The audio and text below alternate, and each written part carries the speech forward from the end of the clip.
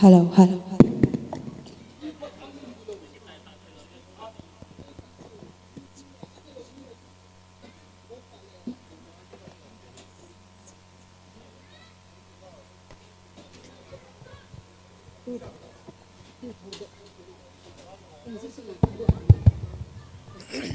Hello, hello,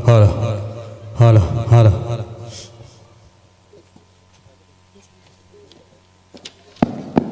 Hello. Hello. Hello.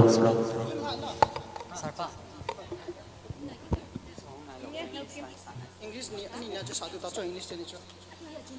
Hai tu ba, tu na English so ni na sa ni sa. Not dealer by the spell folds, you know.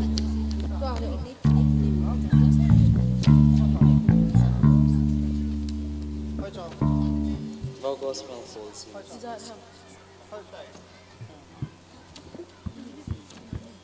Yes, yes, you need to know as well. Je sune hina no to Jerusalem. Hello. Hello, hello. Hello, mi pi tia ho zo se.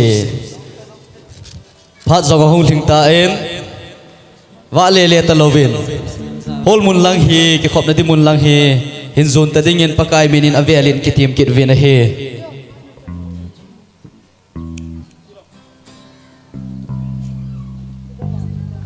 Speaker ding ho zo ahung thung pan ka ve.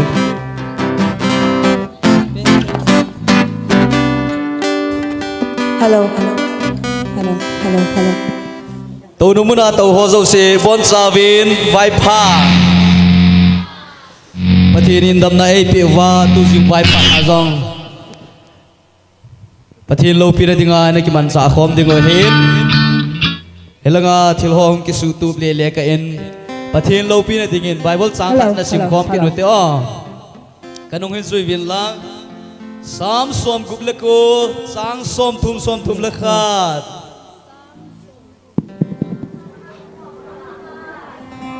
langa hozong izui so ke deu ho aje chu e ho upathin hi aphat na te ho hi isap phong ji ting le ki pa ji he pathin cha hi zala chu ipa ki pa na dinga chu thui sei do ji dingo he sam som thum la ko sam som gup la ko chang som thum la khat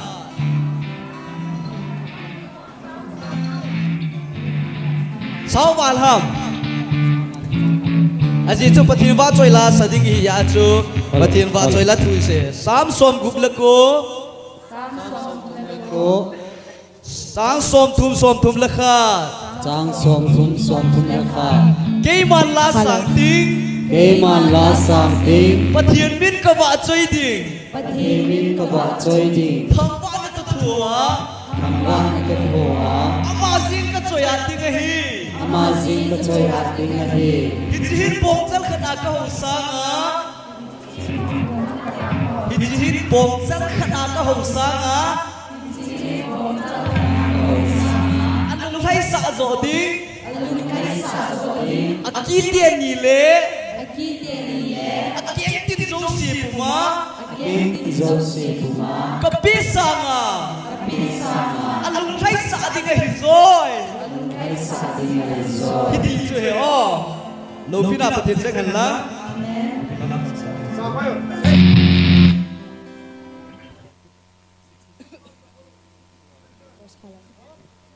hello pathin wa choi lai sa khom dingu chu hi ai le la number som ni la khat jesu nei hin na nom ti la choi na sa khom dingu he Hello. Matro. Lead guitar pa sa kami ball pakino. Lead pa sa. Hello. Lead guitar pa sa.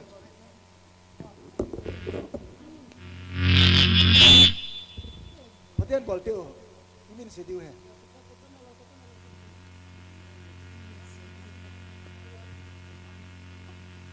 hello Ada ko juga hoy tiri bo acoustic please some oh. Kan pa juga sai do pat ko nte. Ah.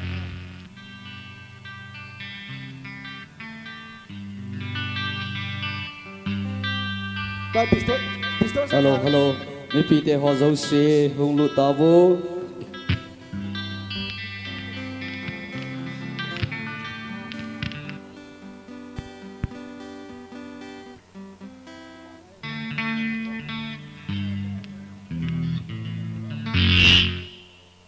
No ho jo setting khana boi khana me lai. Padian ki bet ho.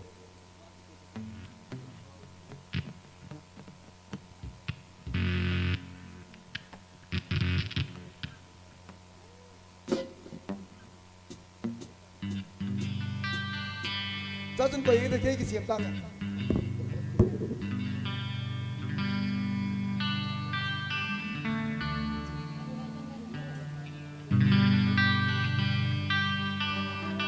Keyboard chitam.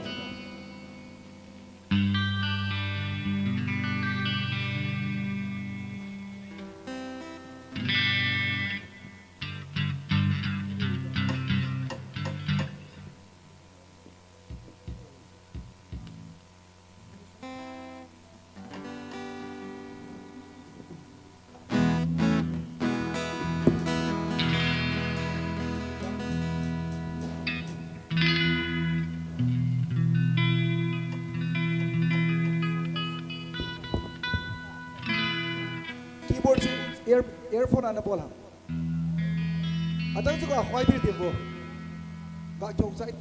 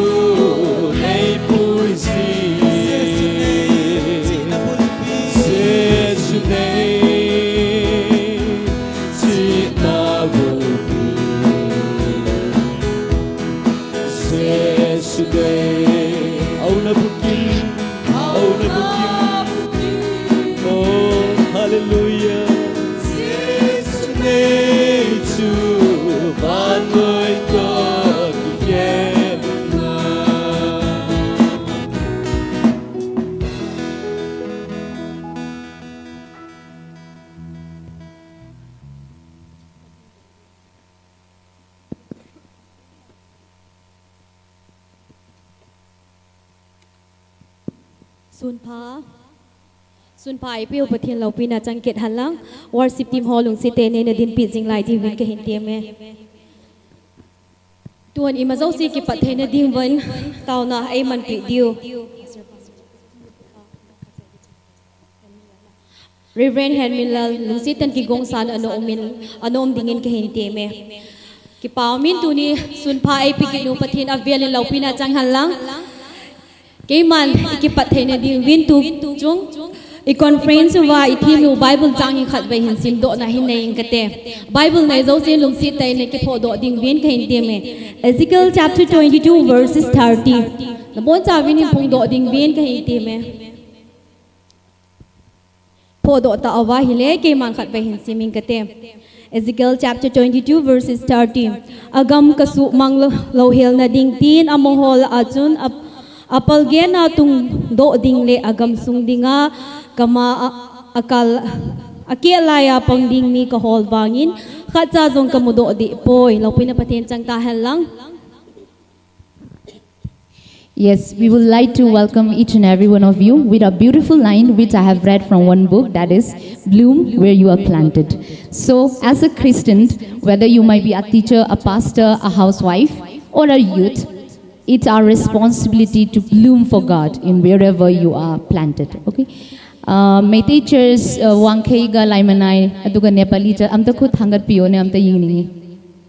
Okay, yam nungaire. Adu ngasi ay na haizaning badi hojiki beautiful line, bloom where you are planted. Hai basina akoi naha oigera natagana imung manung yingsingba mama ama oigera ishogi seba toba pastor oigera akoi na tauriba akoi da piriba sinpham mafam duda akoi su ishorgi damakta lei oina satse hai base akoi na asigi wahai sidagi welcome tauzaningi. Let's all be blessed in this noon service. Aduna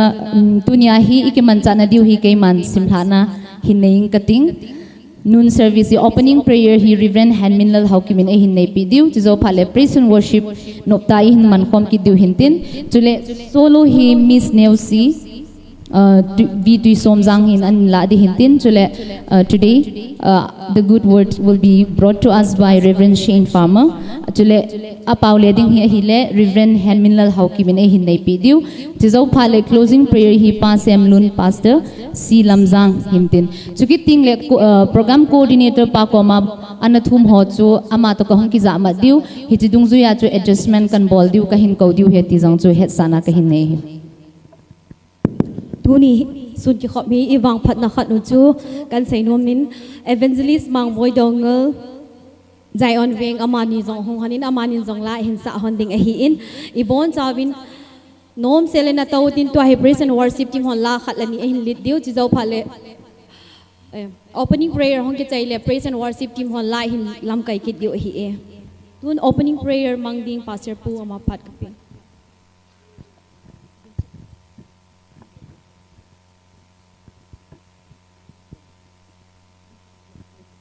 tàu tê cái bầu về bậc cái na long siết na nào mà này chân bên tu xuân phát tạ dòng na thu a cái khom kít thea này quay ra lần thằng bạn na dấu xin nào mà cà phê viện này dễ chân cái khom nào sung à gạo thiêng bát thiền nào mà này pi vin lang và chơi lá cái sao họ lệ na thu cái phùng độ họ dấu xì gạo lama hạt bền này lệ cái xuân này thì na dingen cái phát họ dấu siêu nàng sung à hình hàn đội angai luna dimset pakai Yesu Krista menin katawut ahi amen. Now a time has come for us to enter into the heart of worship where we will be meditating in the word of God through music and song. So let's all put our hands together and welcome the worship team.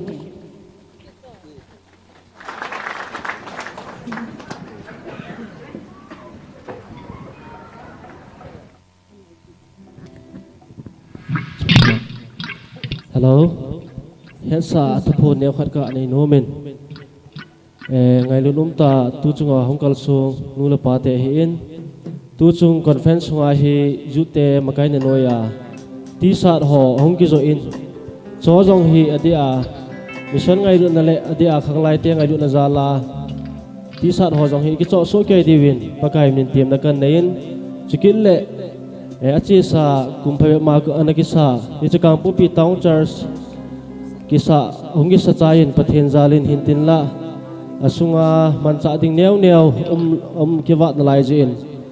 eche hobung mi te dia ho lam kai ho in notebook neu cha slip pe to pen khat hi an zo du hi in kai lu na nei ta a pathen na to naw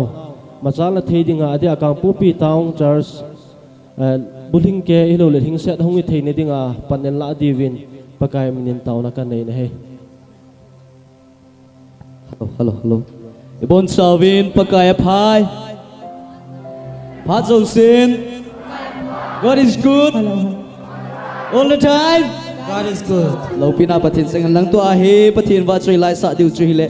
Jerusalem Zion khopi chu gel timun ti la he sa khom diu page number 66 labu nei jo sin na ke pho do vin lang lungil ta ai na sa khom diu he chule khát ít bol lưu truy ai là bác cái ra nami pi dấu sĩ bon sa vin na đi ngồi te khát bẹ ta thua in lục thêm gil ta in pathin na vạ chơi te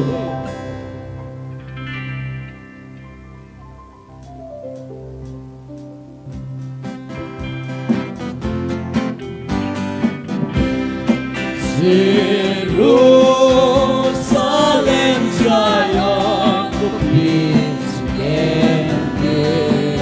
ô mi tan keng ngồi nô lan lên na đi ngô lâu El ngồi đâu lần lên ô lung nang le ki pa na Calvary lung không lên kịp qua là Calvary nang ahum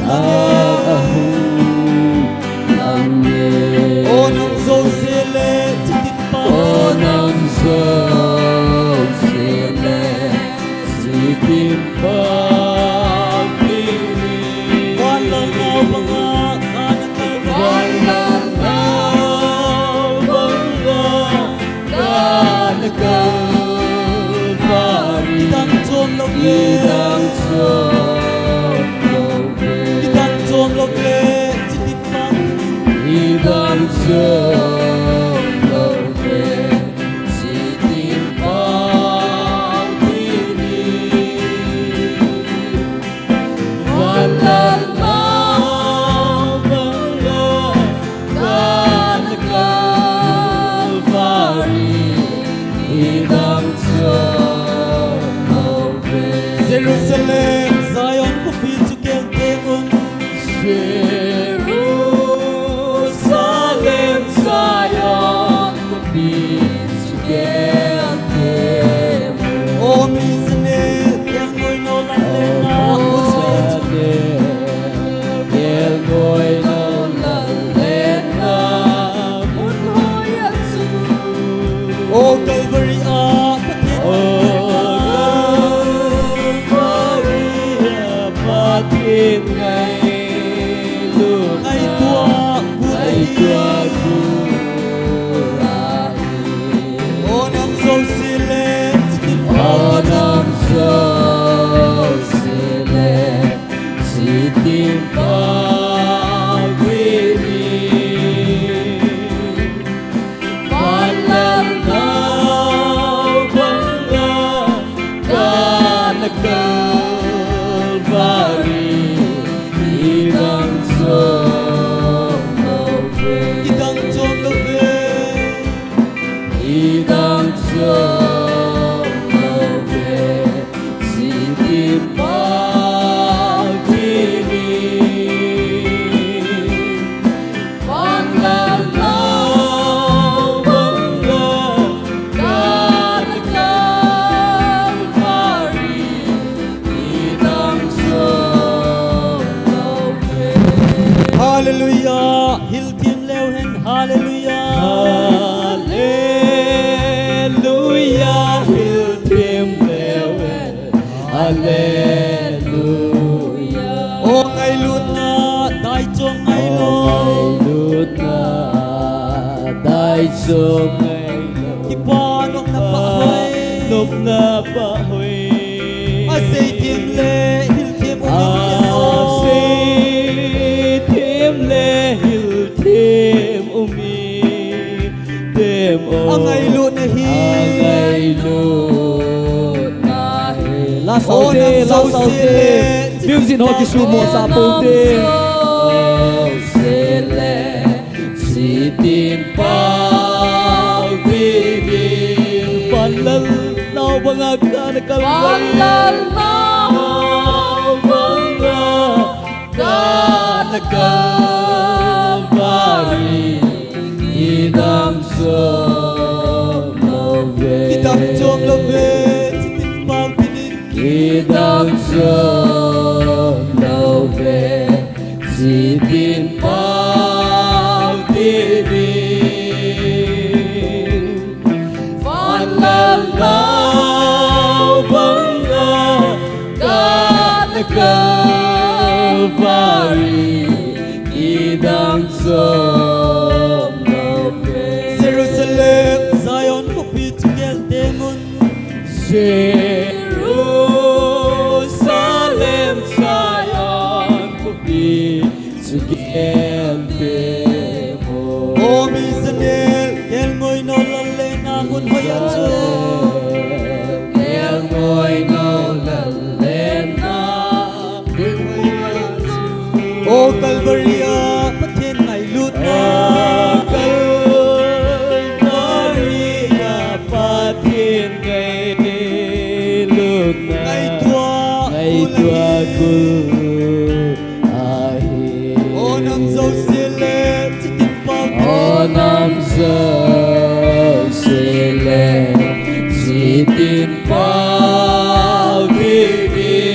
Balal na Wanga Ka na Calvaria. Balal na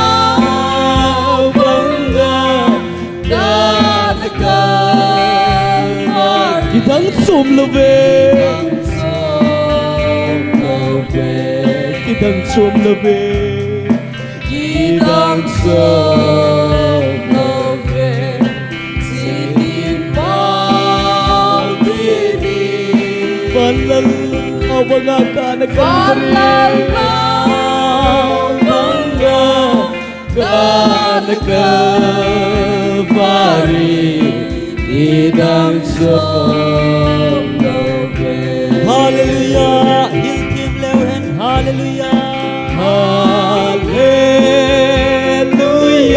Hilkim Lewhen. Hallelujah. O Ngai Lut na,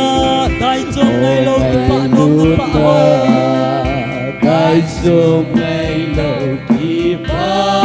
Nong Na Pa Ahoy. Asay Tim Le, Hilkim Umin Tem Lo. Asay Tim Le, Hilkim Umin Tem Lo. Ang Ngai Lut na Hi, Ang Ngai Lut na Hi. O Nam Zau Sile, Chitin Pao Ti O Nam Zau Sile, Chitin Pao Kini. Vandal na Wanga Ka na Calvaria. Kitang Sum Love, Kitang Sum Love. Kitang Sum Love, Chitin Pao Kini. Vandal na Wanga Ka na Calvaria. Kitang Sum Love.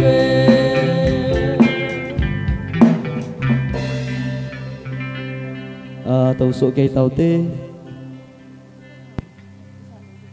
Pathin vợ chơi lai xạ độ nè tia hô Pathin in bốn sa vạ jin phát thế bố bị tàu hen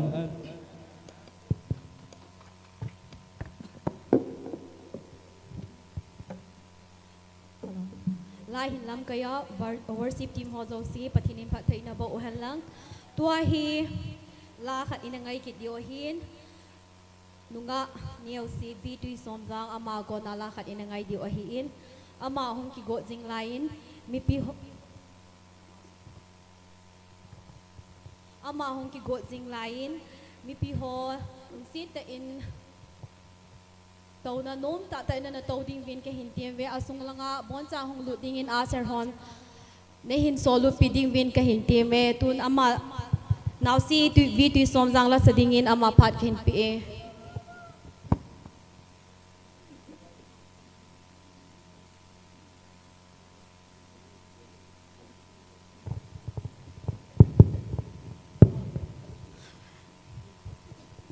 program neo khat hong ki khial omin tua hin nunga now si vi tu som jang au lo ji in gol hang gin min lal ti song bem ama nung si ten la khat ing sa pi ding vin ke hin tiam e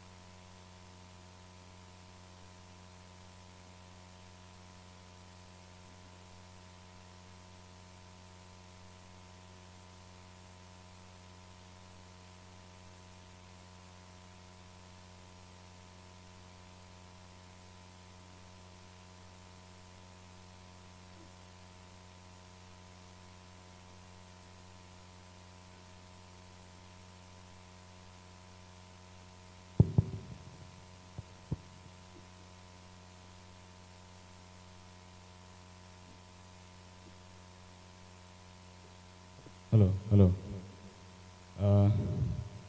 Pastor Kamboy Nasim lakat ni sangting alamin jo hile kahin ko hi aki khial tai tilai he.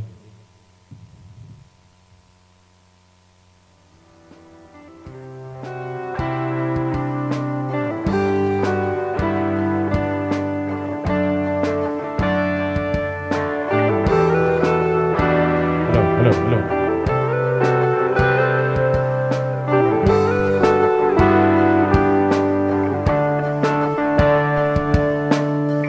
Kahin ko hi aki khial tai nung chon kita lâu ding Satan lampi take it loading Giêsu lampi zon tangi kaki pa ene tadona mantam kasan ahoy ze oh kentu sing tangi kahin lai se nahin na tu pahi say joy le sing tangi hay na hu kan nei lai se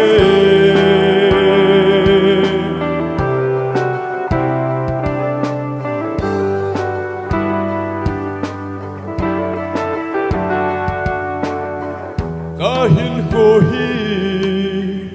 aki khial tai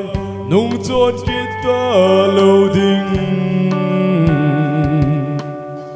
Satan lampi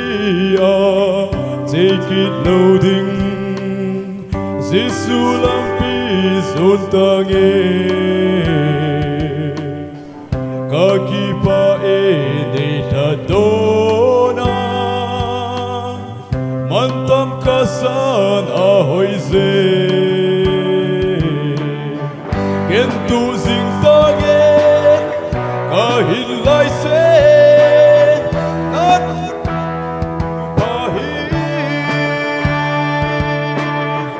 say joy le sing tangi hay na hu kan nei lai se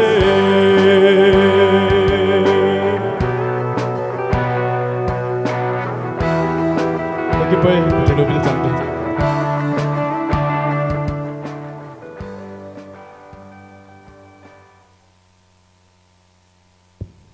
Vợ chơi la ngày tại hình sa piu gol hangin min lan pathinin phathei na po intin hojikti akoi ishor gi ahing ba wahai tamin na ba pukning thorang sim saduna leibirasi and preparing our mind, heart and soul to listen to the word of God. Let's welcome Reverend Shane Farmer on stage, please sir. To le pauhin le do dingin Reverend Henminal HOIKIM Amazon kahintimi. Amani ahong kichai le evangelist mangboy dongel le aloy nuin va choila sadingin iniki gunpi hondingin kahintimi.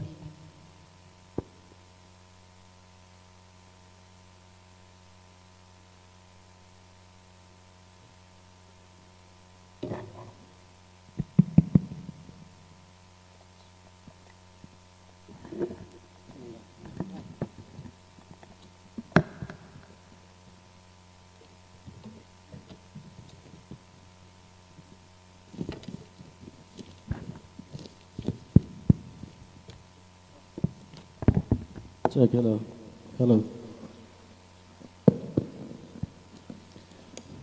We're getting it all figured out here. And it's good to be with you guys.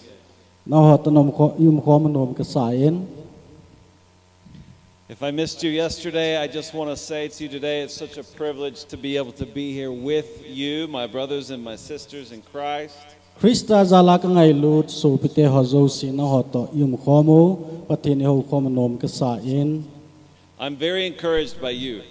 no ho zalin ke yong ka kitil khovina he Because you've set several days aside to seek after God together. aje chu pathin hol na lama na ho jong phat sin nen ko na phat na piji ven And we have a God who says, if you seek me, you will find me. i pathen vina sei na hon ke ma nei hol wan nei mu te te dio tin sei nei Let's seek him today. Amen. je chen tun in jong i hon pathen i hol hoi ti na amen. I also want to say thank you again to TL and to Ruth. Avelin Dr. Til Ruth ko makipa thu ka sei kinen I have been in many places around the world, vanoi mun tinahin ka chi tain ka chun tain and I've seen many different types of missions. mission za chom chom ma ka chi in ka zawin And I've come to recognize when I see someone with an apostolic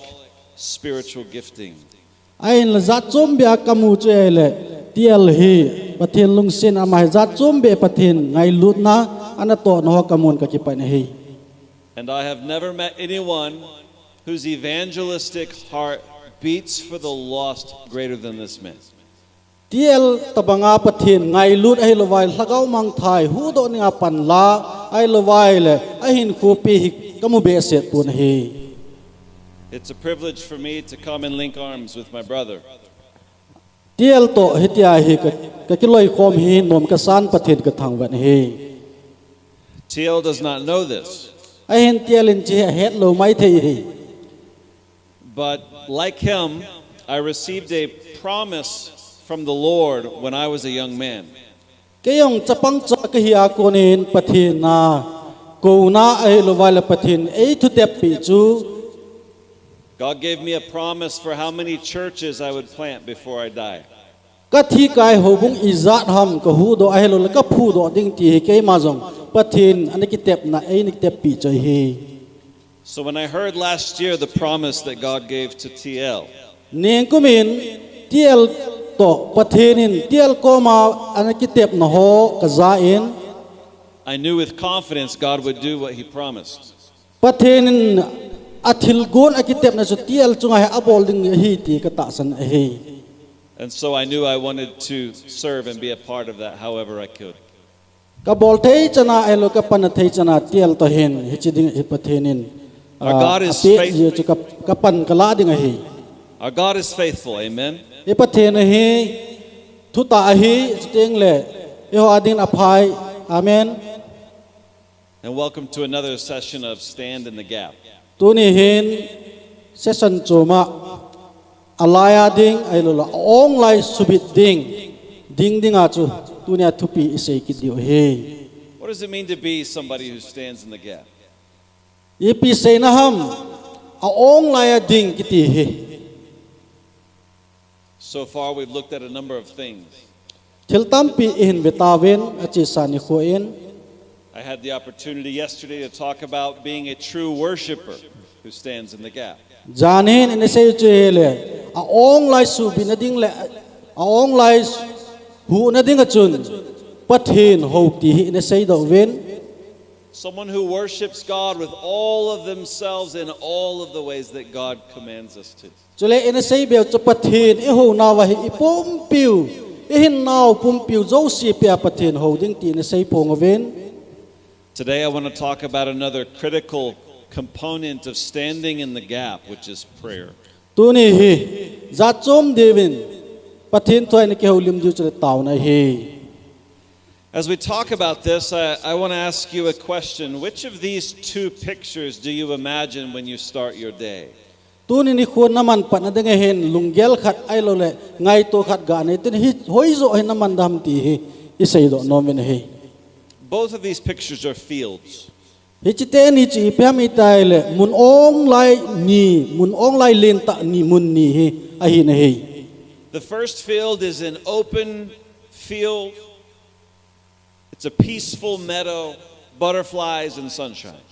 A khat na chi hai le mun ong len ta amen phai chama hin ano men chu teng le ni sai hoi ten a soen chu teng le ham hing na ho jong hoi ten a ken chu teng le ni sa hoi ten a va in abun chu teng le peng pale ho jong a leng len anom le jing nei. The second field, it's also a field, but it's filled with these two massive armies. Ani chan na yong chu mun ong len ta a hi wang chun a hi wangen hilaya chun mitam pi sipai gal ki sat ding mitam pi akidin te win he. Battle lines are drawn. Teng le kina na ding ahilo le kidal na ding kithato kimat na ding gi akikhanen Armor is on. chuteng le mancha ho galmancha ho joseyong akikoi tu akikutup chelvin Cavalry, horses, and everything. teng le calvary sakol ho yong tichun kikosade min amen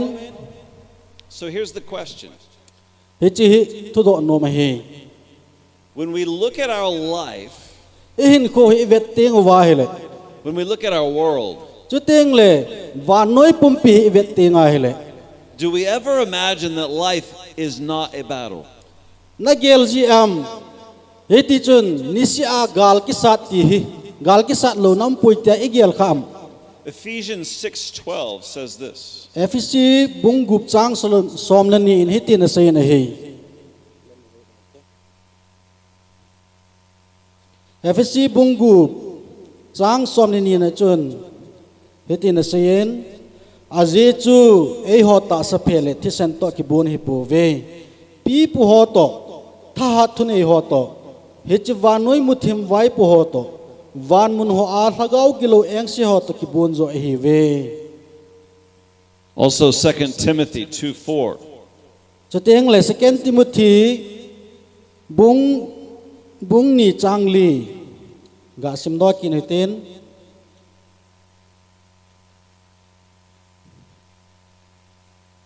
Second Timothy bung ni changli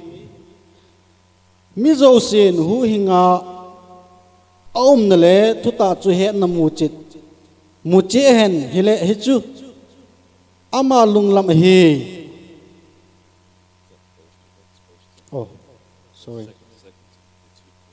Second Timothy zo hen kan sim helen Second Timothy bung ni changli sipai gal sat pet koima tuhin khua kan khoding gel nan akisno jipoi phasa sipaya apan sa pa lunglai sa dingbo alung ahi Do you know that every believer is enlisted as a soldier? I he du khachu krista ta san hozo se hi sipai hi veti hi And the commitment to serving God's army is not less than any other. pathin ai lo wale ei sol pau ei lo le I master pau ei ama na tong dinga iki go na hi thil neu thil nom hi po na hi Yeah, we're not civilians, we are soldiers. eo hi mi mai hi po vi sipai gal sat hi vi And so we should never imagine that we can evade the battle. ya chu ditina gal sat hi je wa chu gal lo namon ai lo wale nom ta hin ko mang ning ti chu hi thei lo hi We cannot be non-combat civilians. ai ho hi galwant ki khen thei ai lo wale mi lam mai to ki te ka thei lo hi thei lo du hi We are enlisted, so let's please our commanding officer. ya chu e ho sipaya e pan sa pau I master pau chu ama sei chu izui wa ama dinga chu pan elo nga hi But since this battle is not against flesh and blood, then what would our primary weapon be? ai le ahin la tunia igal sat diu pa hi ta sa le thisen ai lo ja chi I pichi man sa dom ti hi It's prayer. he chu thil dang hi pon taw na hi Now, a lot of people know that it's important to pray, mi tam pin taw na hi athupi a kho e tin agelin ai a he na hi and so they do pray. chu ting lama ho ataw vi na hi But as they pray as if they're drawing a line of protection. ai na taw na mi tam pin aman wangin he chi ama ho ki hu bit na dingin bo ataw vi na hi Rather than praying as if they're going into battle. chumala in he chi gal sa na pan la na dinga chun ataw al homi na hi ka so pite ho We read in the Old Testament Old Testament na ivet tinga hele about Joshua and Caleb Joshua le kelep to simaki mo in leading Israel to overtake the promised land. hichi Israel ten Joshua le kelep chun hichi gam la na dinga chun panalla honen In doing so, they saw waters recede. hecha chun izakai omin chuteng le tui ho hin izakai aning jengin They saw walls fall. chuteng le kulpi ho achim la amuwin They saw the sun stand still. Chu teng lin ni sayang adin den amu win. Over and over again, they witnessed God do impossible things. Ama hon abol thelu thiltam pi ho amu khalo chu pathin abolin chi chu amu ta win. But at the end of their generation, the scripture says, Bible hitin sayin ama ho Joshua khang akichai hin hitin akisayin he. that all that generation were gathered to their fathers, Hiti chun ama ho khang mi te ho akichai phanin and there arose another generation adang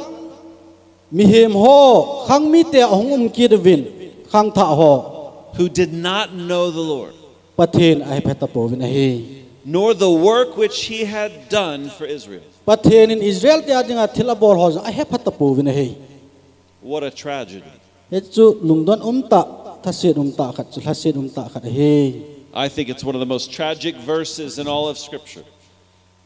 Hichi Bible sunga dinga thasit elo da Bible chang hi tin jong sei thei he. We must learn from this. Hicha ko na chi hon izil do ngayen he. The first generation who inherited the promise without participating in taking the promise. Hicha Israel mi te ho akhang masa ho zo si chu ada chi mang nuwa abana khang ho chu hichi pathin thilbol thin amulu ho chun. They didn't witness the wonders of God and they fell away from Him. Pathin thilbol thin athilbol kitang ho chu mutalowin amulo golin pathina konin azam mangam tawin eh. So we cannot have a single generation as Christians who simply try to play defense. Christian khat hi na wen ka so pite ho e ho khang se sia Christian hiding hilovin khang dang khana jong Christian hi diu chu thil pha hi chu chu hiding hi. Who only try to hold on to what they already have. E ho chu inei pau se chu ki koi wa hi chu i chin den diu hilovin. It is in advancement that we see God move powerfully. Pathin thil bol thein le pathin achalo dan chi vet wa ekal sun be ngai hi. And every generation needs to have fresh testimonies of God at work in their midst. Ya chu pathin thil bol thein atha ho akidang dang ho chu hi chi khangzo si ong long ding khang hon jong amu diu chu thil pha hi. But many want to stop going on the offensive and just try to play defense. Ai wangen kim khat chen pitiam tele chozo si chu anga win kal sung be tolovin hiti chen om nawa om dan ji ta win he. Picture somebody trying to strike a truce with the enemy. Lunggel khat iga nei diu chi hai le he chi kal kisan na mo thim ai lo wale hem kham bol na mun chu ga ngai to tin. They're waving the white flag. He chi chun sipai ho ki ka hem kham je chun pon lap kang aza leven. They're saying, this is my side, that's your side. Echi chilang hi ki ho gam hin nang ho gam lang choi hi. You don't mess with me and I won't mess with you. Ki ho nei sulo hi vin chitel ki hon jong na ho I ma ka lo ka su lo ki su boi po te. And they believe the enemy will keep his word. Ama hon ata san chu agal mi te ho vin I ma elo po vin tia ata san hi. There are too many favorable assumptions about the enemy. Ai wangin alung tim wa agal mi te vin ipi athil gon ho tampi ho chu ama hon a he po vin hi. Never forget, he has no integrity. Ya chun hi cha chun ta san na nei lo ding ama ho lung tim a tha lo ding hi. He's not content to just stay on his side if he's left alone. Hichi ama chang se akidal han agama yum sa chu ama ki pa de helo hi ka so pite ho. Remember, he's a liar.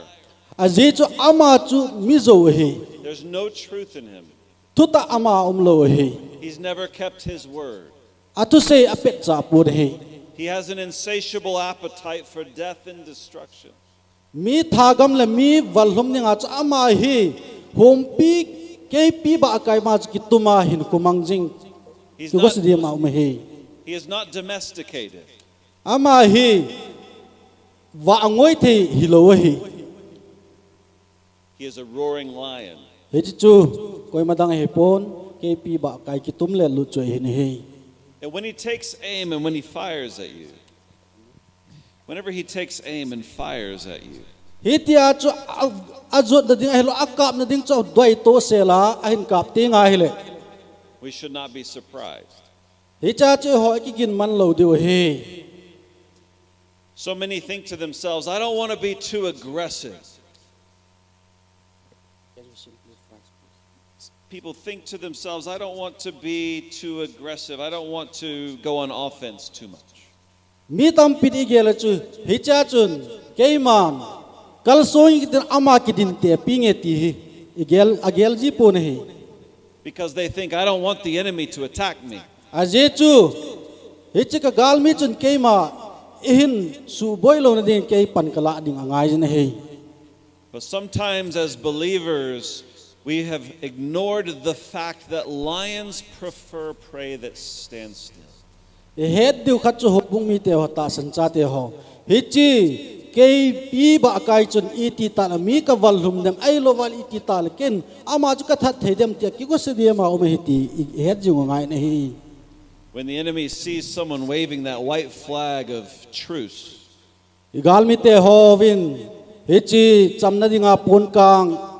izap le le cha hin mu teng wa hele his eyes get big and his mouth starts chu to teng le sour. amin chu hung ha len ven chu teng le akam sung wa achila hin wal pana ven He sees that as opportunity. tu ai aphata hi ati jivin hi So don't be deceived. je chun lep line hi in Those who say, I prefer to keep the peace, they're giving into a lie. ko hi jong le hi chi cham na le bin na kom no mi iti teng lai chule That white flag is actually an invitation. hi chi pon lap kang chun hongin ai lo wal tha dinga ki gut na ei gep now hi tai ti ita sanu hi hen ngai na hi Do you know how long a lion is willing to stalk its prey before it attacks? hi chi hom pi hin mi atha ai lo wal amat ding ai lo sa ane ding teng le I chan ge a hi ama he ki gu a gep ham ti hi hen wam All day at times. nilhom ke ya agep hi Hours are spent stalking, and the kills just made minutes. thil khat ai lo mi khat chu tha ding ti teng ai le minute kha na ki go he lo ven aphat apung a he ala a he cha chu ki go a agep hi ti su mi lo di he And while that lion is stalking its prey, assumes that it's inactive. ya chu het pha lo ka chu aki go na cha sa wa chu amat ting a el atha ting le het man lo ka amat na atha hi ti het ngai yo hi While it is stalking its prey, assumes that it's protected. chu ting le a hin ge ma chu ting le amat ding ting ai le hong mi ho chun agep ham ai lo la atha ding kun ham khat chu khat ding chun sa ham khat chun ama chu na ki guman ai lo wai le ke hi ka bit 19 an ki gel khajin hi While the lion is stalking, it's not resting, it is preparing. ai wangen hom pi hi phat sia ki go a ting le agep ma chu ting le phat sia ki go a hi chi mi hem chu tha dinga ki gu sa di ma jing a hi It's just getting into position to strike. abo da ding ai lo atha na dinga chu hoi ta ki go a man sa ma hi Sometimes when we lay hands on people to pray for them, phat khat ting le mi a dingen I khot ingam jiven I tau pi jiven sometimes demons show themselves in that moment. he chi phat ting jong le chun bang khat khat ting le thil ho jong he ti chun ama ho jong hong lang do jiven ai And sometimes people are surprised that the demons are there at all. ting le mi hem tam pi hi chi phat ting le chun lungim na ai lo le kidang sa na ji nei But that demon was working. a je chu he chi lagau gi lo ho jong chun na to hi But the demon preferred not to be noticed. ai wangen hi chi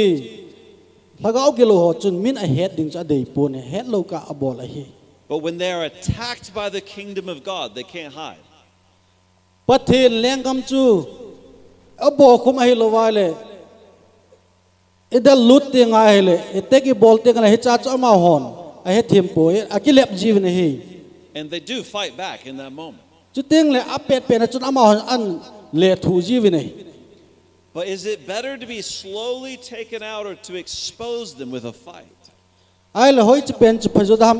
ikidel pi di hom ai lo wale e ho ikiven chu hoi ro chu phadi ham It's better to expose them with a fight. hit chu kiven sanga kalsuna amahos ki mai to pe ikidel pi jo chu phajo ding ai he The enemy has no problem waiting for your defenses to be down. nangma nalha asam na elo del hil na na hat monin chu hi chi lagau kilo satan ho chun I macha nang ania aphat mo na elo waile ama ho dang I macha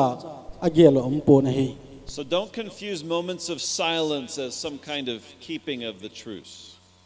hi je chun hi je achu hi chi satan ho in I ho chunga thil abol tinga elo elo waile I galmi te ho to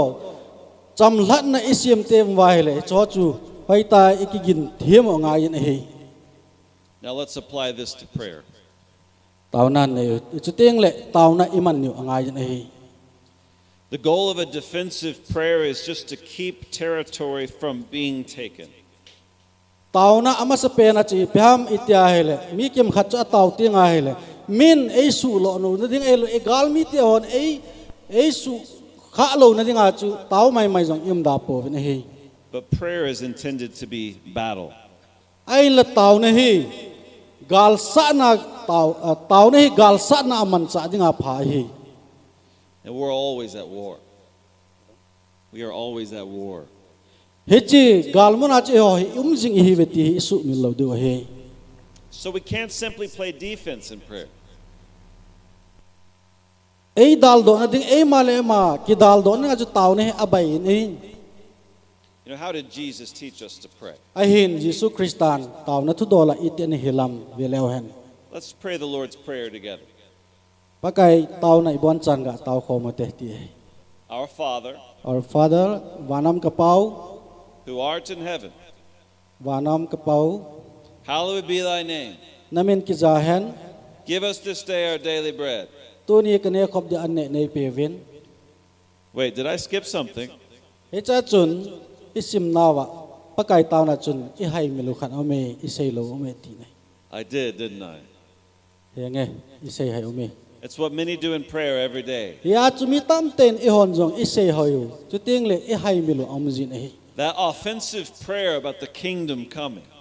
hichi pathena dinga gal sa na dinga pathen ko ma I taw naw pa hi About God's will being done on earth as it is in heaven. I hai pe ne chu pakai wanan lung chan na kim bangin le jong na lung chan kim han ti pa I hai mil jiu I su mil jiu ei That gets skipped right over. ya chu phat sa I su mil le I hai mil jiu chu hin ei But when Jesus taught us to pray, ai hin Jesu Christan taw dan e hil wachon those offensive prayers came first. hichi pathen thu sei na dinga ai la taw na dinga hin ma sa penin We need to prioritize offensive prayer. ya chu gal ko na dinga la pathena dinga chu mano ding ti pa hi ama sa penai I taw jingo nga ye hi Let's get a picture in our mind for offensive warfare in prayer. ilung thim wa hin hichi kalsun be na dinga taw na lung thim hi ga nei lew hen Imagine the opposing enemy ga gelete imasang wa hin igal mi tam ta amen he They're lined up for battle. ama ho gal sat ni ki ko chai sai ta ven There's a dark army in front of you. chuteng le army tam ta imasang wa ki gol ta in And you're lined up with the white army. chuteng le nangma hicha ak bon kang se na ki bona na ki gu hin Soldiers on white horses. chuteng le hichi sipai ho jong hoi ta ke chan sakol chunga chuna to do ta akang chunga to do ta ven And at the center of our battle line, picture a large catapult. hichi ki do na alai ta chun hichi golule anaki mang hichi nasata sipai ho ki sat na mi tha gam na ki mang man cha lin ta chun min he And this catapult, it has these huge logs that are loaded on it. chuteng le hichi gal man cha ki koi na aki se khom no ho a chu song hi hen lang thi hen la ai lo wai le a him the ho tam pi ki khol khoma a hi nei How does advancement work in the kingdom of God? he ta banga chu pathin leng ma chi ti na e to wam It's not by the foot soldiers marching. hichi gal sipai ho chu ama ho kenga kalsunga gal sat hilovin It is not by the cavalry riding. hechu calvary thai ailo wale sakola tuwa gal sat hilovin It's by cutting the cord on the catapult. ain la hichlai iza machine ailo wale hichi akimang cha gal sa na kimang cha song hen la iza kai thing hem iza kai mo chu kile kuma ki kalsung masai gal mi teo chu So I want you to picture that catapult, the cord being cut. hechu chuni pi vet sa hamit ya hele And those logs, they go soaring over the enemy's heads. chu teng le hicho chu leng wa I gal mi teo luchang ho chu asewa Like huge sharp arrows as they fly. chu teng le thel chang him jet leng lu na mi khat aga sut na ai lo ga ki phut ta bang hin And they fall behind the enemy. chu teng le I gal mi teo nung lang ama ho nung lang a chu ga chu ai hin And they fall back onto the enemy. chu teng le I gal mi teo chu ama ho chu amalang a hong kal sun te wa in ma no teng wa le And they cut through enemy soil. chu teng le ama ho chun I gal mi teo ho chu hoi te ke cha I sat gam the hi Those are the arrows of intercession. ya chu hi tabang chi pya mi tai le I tau nau hi hi chi thel chang tabang chai hi ka so pi te ho The way the kingdom of God advances is always through prevailing prayer. phat sia I bol diu I to diu pathin lengam I la na diu chu tau na hi Matthew chapter 8 illustrates this. Matthew bung ge nen hi chi thu he sa yen hi Verse 8, 28 and 29. Matthew bung ge chang som ni le ge som ni le ko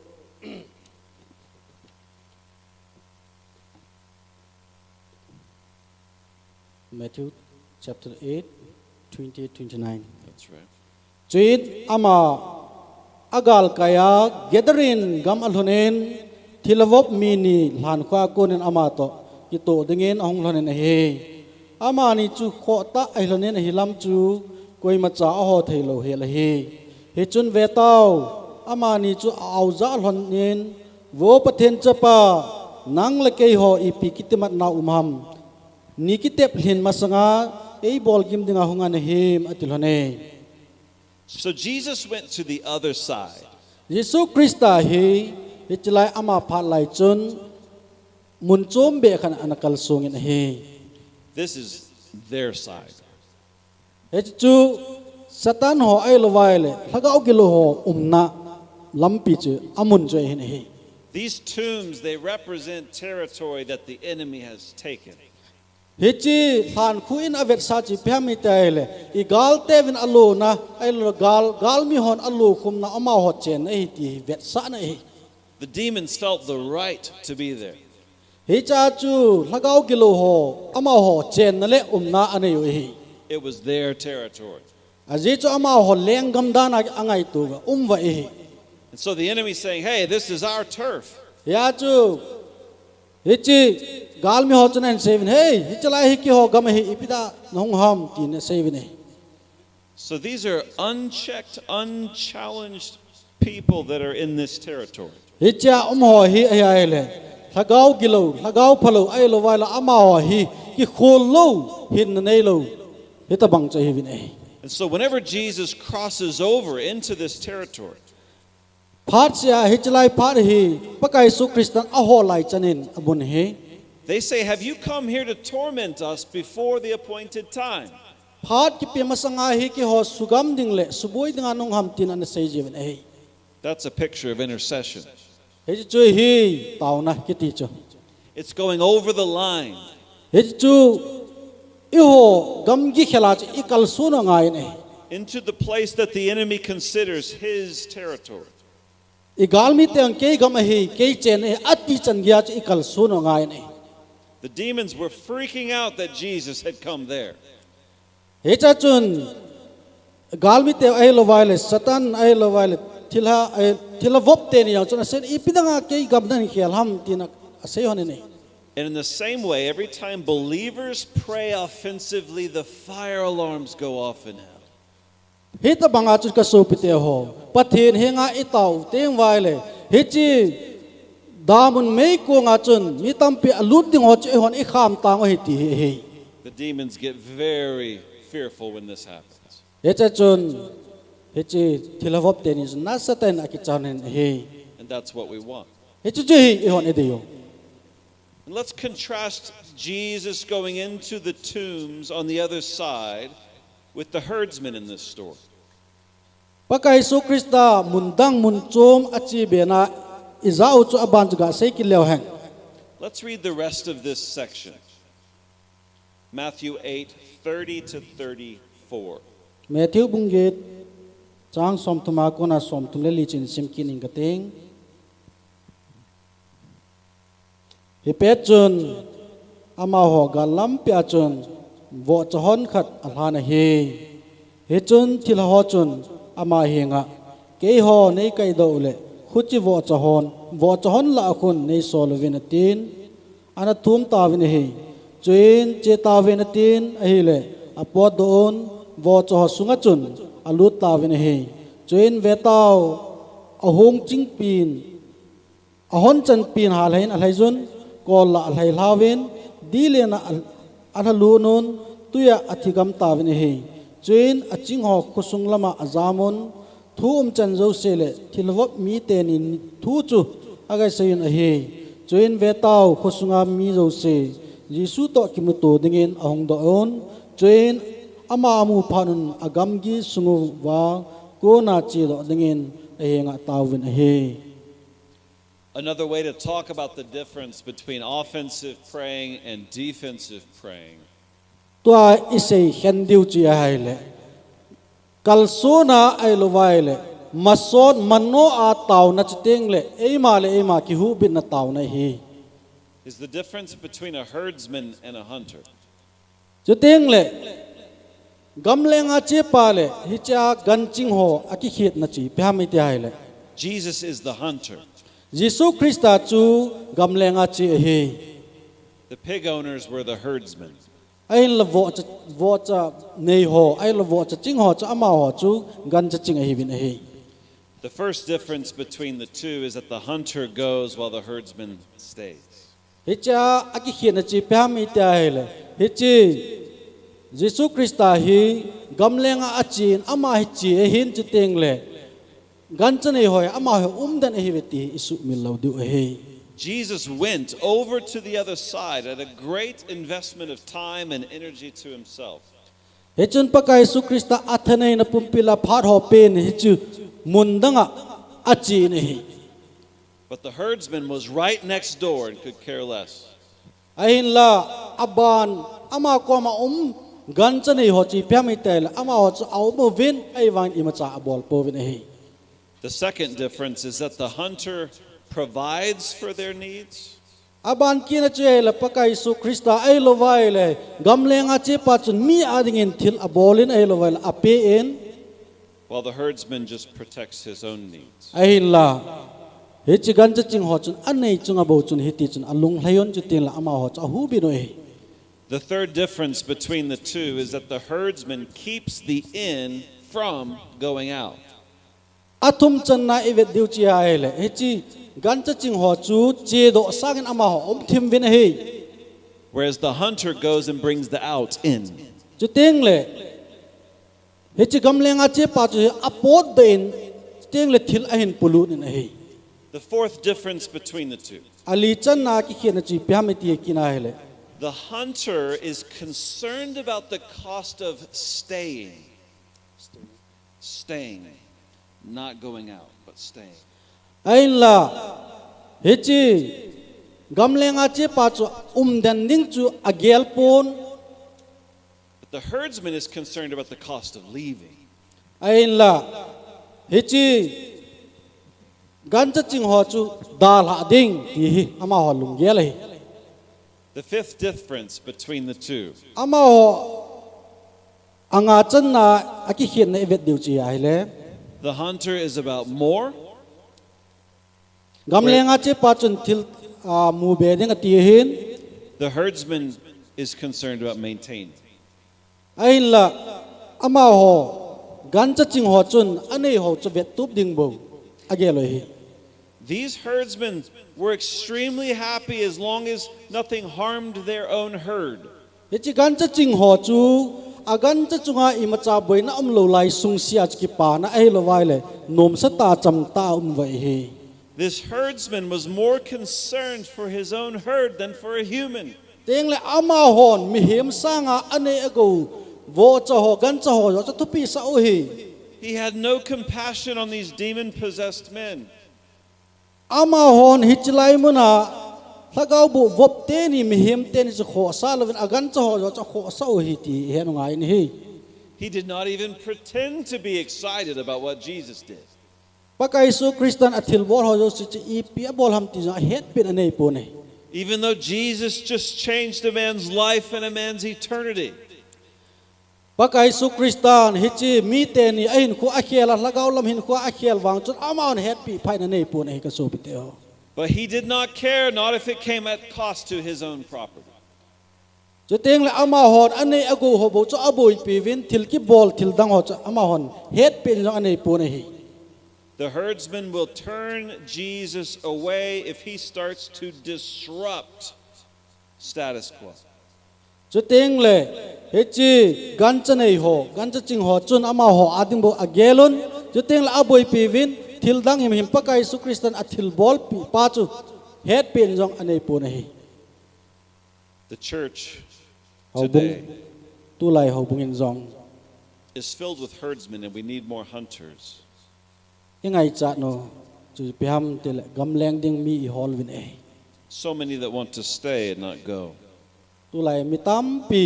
kal sung do vin om dan tam pi ta vin e They want to protect their own instead of provide for others. chu teng le ama ho adingen aki kwai heaven chu teng le mi adingen apido tapu na hi. They want to focus on keeping the in from going out. Thil pi sang ki kwai dan ding bo thil tam pi agel ta ne ho bung tam pin Instead of focusing on bringing the out in. thil khat na kal su na gal a chu teng le hin pu lu ding talawen. They're more concerned about the cost of leaving than the cost of staying. Ama hon mi he ma dinga kal sun da thil pha bol ding sach ama hon thimbe a kal sun ta lo ding ti ho zo he angai thupi zo vin omen e And they think that they can just play defense and keep what they have. teng la ama hon a gel chu ama hela ma ama hon ama hon anei u chu hoi ta ke cha abet tu wa akoi tu wa e chu kal sun do lo ding zo he agel atam ta ne They're deceived. aji chu ama ho chu ki zo lep wa e So let me ask you, when you look at your country, what do you see? e chen nau gam India sun na vetil ipinamu thejam When you look at this world, what do you see? wa noi na vetil ipinamu thejam Do you see the darkness needing light? muthim gama hon khowa angai chan nen na mu do kham Desperation, needing hope. kinep na nei lo hon kinep na angai chan ni herwam Wrong, needing right. Wrong, needing right. thildi lo wa te hon thildi a ding angai chan ni herwam Captivity, needing freedom. song kula hon chamlat angai chan ni herwam Death, needing life. athi hon hinna angai chan ni herwam Do you see that? he chot imu thai wam ka so pite ho Do you see their faces? ama ho mai chan mu thayam Do you know their names? aminu wan he nam He does. pakai so Kristan a he nei How do you know if you're living as a herdsman or a hunter? it nahin ko chu akal songan hiam ahilwa dan ni ham ti chun het theina dingen You can know it by the kind of prayers you pray. tauna na man dana chun het chit ding he na tauna mana ko na Who do you pray for? koi ya ding ana taw jiam What do you pray for? I pya ding ana taw jiam The prayer of a herdsman is defensive. hechi gan chane ho ama ho banga taw nei teng la inei pau ba man thalo ni nga bo ki taw ji hen The prayer of a hunter is offensive. ai lagam lenga che pa taw na wang chi pyam tele midanga dinga he taw he ti su mi lo de he So let's talk about how we pray offensive prayers. ai le ho hi iti taw wam 3 steps. thil thumamin hi The first is secure. ama sa pen chi ai le bit na hin The second is enforce. ani na chi ai le thupi zui ding hin And the third is advance. chuteng la thum chan na chuma no ding tin hi Step 1 is secure. ama sa pen a chale bit na hin This is where the arrows go and they devastate and claim new territory. hi chi chi hi ai le hi chi thel chang banga lenga e taw naw chu lenga mundang nga ga chu ding hi When you pray securing prayers, you're praying until the point of breakthrough. hi chi bit na taw ne nei ting ai le ama ho ding a chu mu do he do na inei chi pham ki ai le Breakthrough is that point when you're praying and all of a sudden the peace of God comes over you. hi chu imu do he do chi pham te long thim su wa kinep na chu teng le cham na umai It is that moment when God has granted the answer to your prayer. hi chu na vet chu ivet sa che la patheni I taw naw chu asan ham ti he You have not seen the answer with your eyes yet, I taw naw chu patheni asangi ti chi imit wa imunai po vin he ka so pite ho but you know that God has granted it in a your hin soul. la patheni lung thim mirwa e het so e mu so chu patheni I taw naw asang tai ti chi e het so he Second is the step of enforcing. ani chan na chi ai le thupi zui ding ti na hin When you enforce, you are putting up a fence around what has already been granted. thupi zui na ding a chun mi khanin na pe sa ai lo le na gon tup sa na zui na ding a chun This is important. hi chi na sa ta thil thupi ta hi Picture an army moving in and overtaking a town. Picture a military or an army moving in and overtaking a village or a town. sipai tampi hi chi gam sung ai lo khat sunga akal son wa ki zot lut bang ven But if they keep moving and they don't leave any troops behind, ama ho chu kal sung sung jing lang ki zot zot teng la anung lang ho chu hai mil ta leo if they don't secure that town, what's going to happen? hi chi a bon cha om nau khomun chu hoi ta ke cha avet tup lo wai le The enemy will sweep right back in and retake it. chu teng le gal mi ho chong min tin khum min tin chu teng le a gal mi te a khomun chu la ding hi So we do need to enforce what God has already given us. pathin a sei ho zo si hi cho zo si hi thupi a zui ding hi When we are enforcing, there's 3 steps. aban kina athum chan na che le thupi zui na ding a hen The first is to believe God. ama sa pena he pathin ita sano ngai jan he Stand in faith in what He has said. pathin a sei zo si ta san nei puma idin sa ngai na he When we enforce, we're praying with confidence. chu teng le pathin ko ma gin chan nei pum le ai lo wa le thungai na nei puma I taw ti ngai le Because God already said yes to our prayers. a ji chu pathin he nge na taw na ka sang ati ta ji chun The second step ani chan na chi ai le is that we act in agreement with what God has said. pathin to ei ma hon ikitep naw ikinop to naw chu hin I think about times in the Bible when God promised something, but those who received the promise, they still had to do something. pathina ko na kitep na ai lo wal ama kitep na imu teng la mi khat chun athil bolding Noah had a promise of being saved from the coming flood. The coming flood of Noah. noa ko ma chun tui sang lit ding chu ana sei pin chu teng le ana ki het ana sei pi masanen But even though God promised, he still had to build that ark. pathinin gozu ding ai lo wale teng le tui so ding he ti wang chun noa ko ma chun hi chi phat lai chun go yang azu pon For example, if you're praying for your neighbor to come to Christ, te ka dingin na hing na kom khat chu krista a hin mu na dinga na taw pi ai le and as you're praying, you feel the peace of God come over you in that prayer. na taw na ko na chu kinep na le cham na na mu ding he And now you have confidence that God's going to do this. hita kila chu pathin abol ka taw na hi ai san pi hi ti kinep na ta san na nei ding ai you still have to go and share the gospel. Ahin la nang ma na chia na so pi na hi na kom nu ham pa ham ko ma cha pathin tu chna sei jingai. And then finally, when we're enforcing, Abana achai na ke chun hi ai we also protect the thing that God has promised. Ya chu pathin kitep no che hon ikol chawa ikal sun pi dio ngai ne he. And we do that in prayer as well. He chu thil danga bol ding he pon taw na ma bol ding he. So we secure, we enforce, and then finally we advance.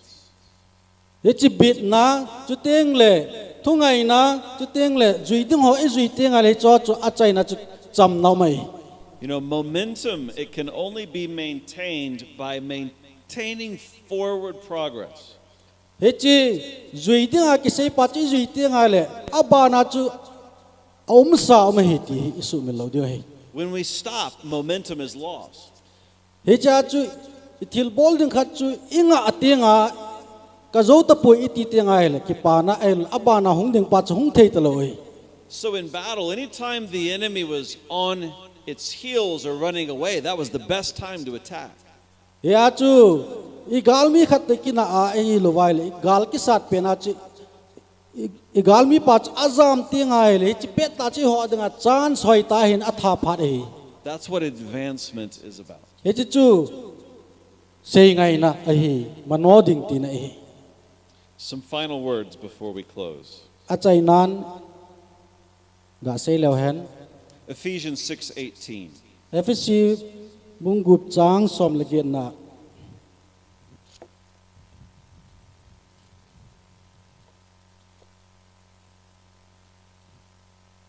FSC bungup chang som legen taw na zo se le thum na tin tang to thon ai mati chanen lagawin taw jingon chule hichina dinga chun mi thing te zo se dingen thu hat le thum na zo si thon he cha chun ki ging jingon. Notice that we are to be alert always. He cha Bible chang ei mu do sa cha phat sia ki ging jing ding ti ei mu do sa wen ei. This life is not a meadow without a battle. Hin ko hi Christian hin ko hi gal nei lawai na pun he ka so pite ho. This life is a battleground. Hichi hi in ko hi Christian hin ko hi phat sia gal ki sat jing he ti he do ngai. All citizens of God's kingdom are also soldiers. Pakai pathin chate ho zo si dinga chu nitin hin ko phat tina hi gal ki sat jing hi. And we battle first with prayer. Taw namang dinga taw namang hoitin ikun che the ju ham. And I want to give you a challenge. Juteng la ke man cho na kanai no me he. What if for the next 3 months, Ahong long ding lathum sunga he ipi nangai tu am every believer spent 1 hour a day in intercession? ai thei dinga hele Jesu Christa ta san ho zo se hi ni khanin pungkal khat be tauna kinai thei han lang hele. And every church leader 2 hours a day. Teng le ho bung lam kai ho zo se ni khanin pung ni I taw teng wa hele. If you do this, you will see the kingdom advance more than ever before. Juteng le he cho zo se I bolo vai le pathin thu ai pathin leng ka ben na sa ta I machal di I mano di he. When we try to advance without praying first, it's like going to war and there's no ammunition in the gun. He chi taw na nei lo puma ikal sun wa ai lo wala gal sa dinga I no hi I taw lo ti ngai le he chi mi hem khat si pai khat mei pum anaya ahi wanga mei chang nei lo banga kon ta bang hi ti isu min lo di he. There's no power without the prayer. Taw na nei lo wa hi I ma cha ta nei lo di he.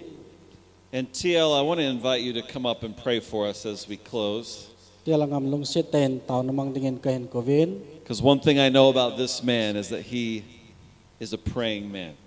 Ama thu ka za achanchin ka za la hen ama hi taw mi hi ti ka he en. And I wonder if you would pray for a spirit of prayer to fall on all of us. Chuteng le mi pi zo sia denga taw ni man pi di ka di he. Pamin pathin in elung set vin tuzing kalin alaya idinding danu hi tao na ai din deu heti thu pasal panan sei do in ni khat sunga mi pi ho in pungkal khat e tau ba pathian la cha ho in pungkal ni tau le gam sung wa hi alaya ding hi deu heti hi in ibon seven ding khomote shall we all stand together in our feet.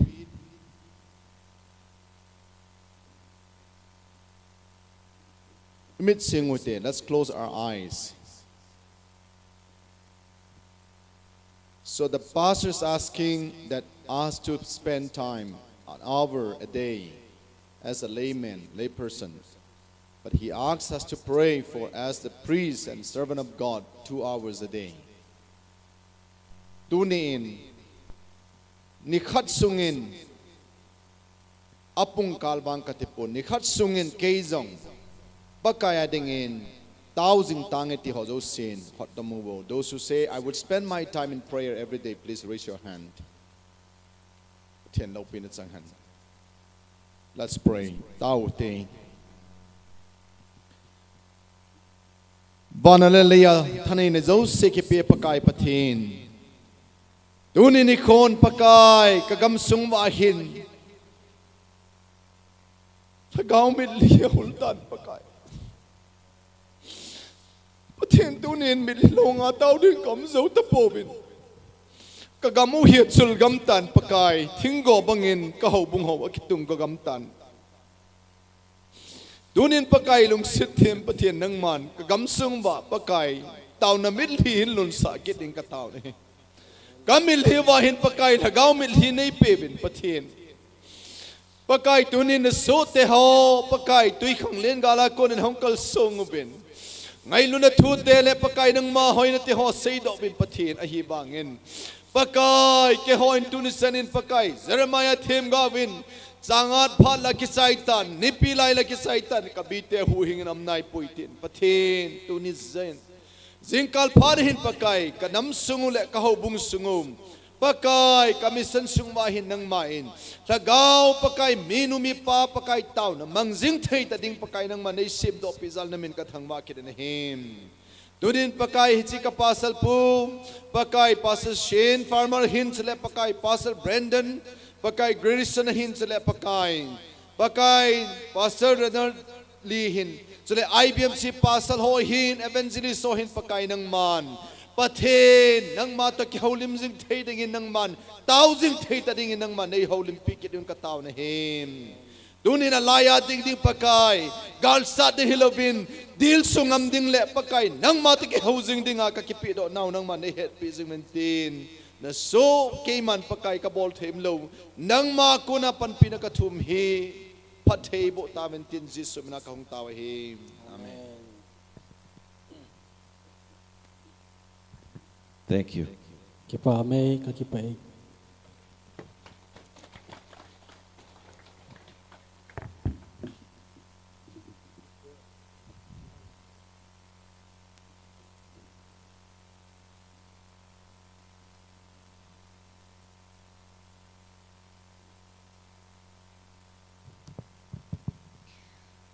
There is a miracle working in our midst. From the first day till this noon, all the preachers were preaching on the same theme, standing in the gap, which was taken from the same scripture. Yet, from each sermon, we get new inspiration, life-changing lessons and challenges, and also like various ways in who, how, and why we can stand in the gap. And they flavored that up with powerful testimonies from them. And thank you so much. We are so privileged to have Dr. T.L. Angam HOIKIM and his team. Thank you again to the team. And also, again, thank you, Reverend Shane Farmer, for your vibrant message this noon. And actually, pau ehin le do piu, Reverend Heminal HOIKIM tsunga azong kipathu kahin say. Tuahi lakat inangay diohin lajo evangelist mang boy zay on wing amale azino langay ta in sa video ahin amanin ahin sa chai phat le eho executive director pa amain phat ahin la ading he phat chom cha ahin la ading tu namani jo la sadingin kahin kawe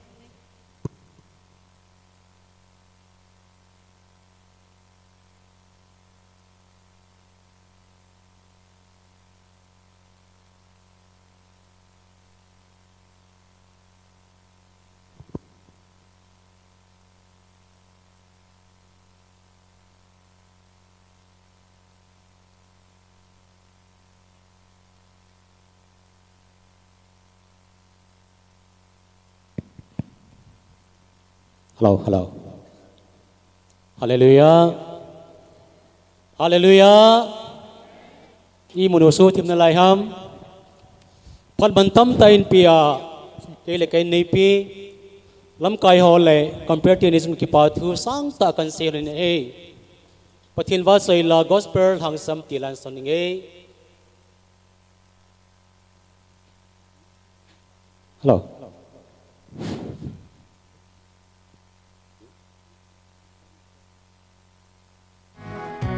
ni pi hon khol beng ngoti le na le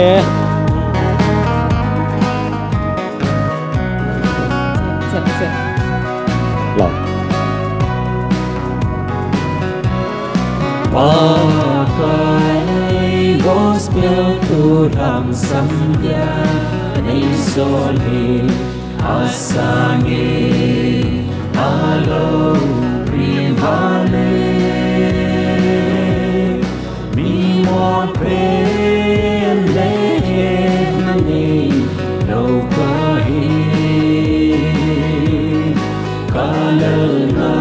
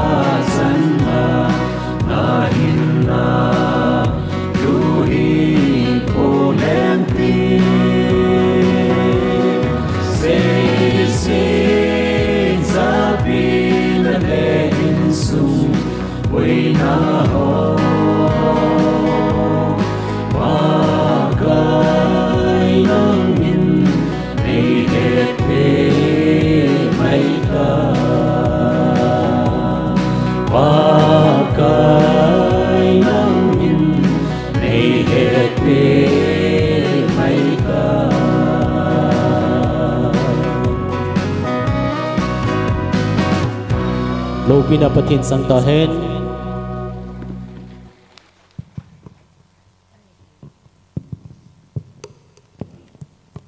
Langay ta ay sabiu evangelist mang boy dong ngale anzinu patinin patay na bo zingholan lang patinin alhan pi zinghonhan tua hi executive director pa amain padahin la ding ahiin amahinan la zozole tu chung ai ho stage coordinator ai pan piu pu rau chung ama injong pha chom khat ahin la ding ahi e ama ne ki gong sa nom ding ke ti me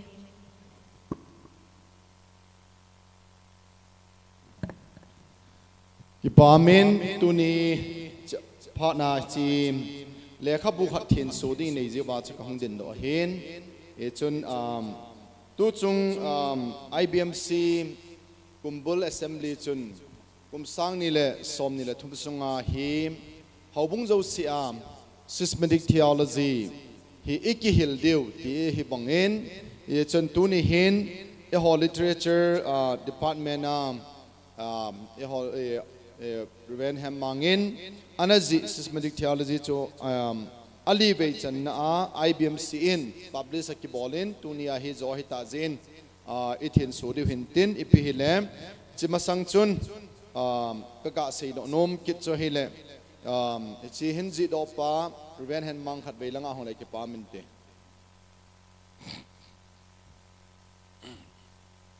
tuni in ichi lekhabu him ithin so diu hin thin so zo teung le khabu hi nung langa hi an ki zo pai di hin tin chi hi haubung zo sen khat la ni be ai lo thum be kila diu win ite movin so he is the author of the systematic theology in Tadau Kuki. So he is our literature department, head of department, and also he has been an author to over 29 or 33 books. He has been written in different stream. So we are so thankful to him. And today he is 73 years young man. So he is only 73. Kum som sagi le thuma hita in ahi wangin tun sadin lekha buzi na lain lekha bu hi som thum le thuma na ji do tan tu chunga hi we hem mangin